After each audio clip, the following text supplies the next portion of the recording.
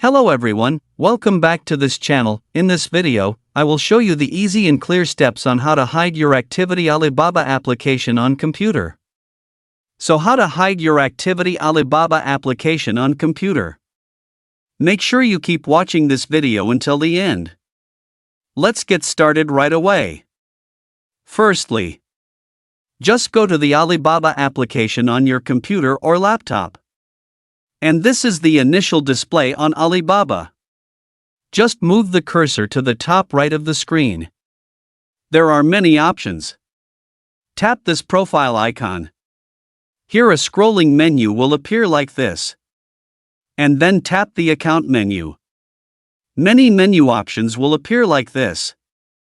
Tap the privacy settings menu. Here you are already in the privacy menu. There are many menus. In the Your Activity on Alibaba.com section, tap Hide. After you finish scrolling down, and tap Save.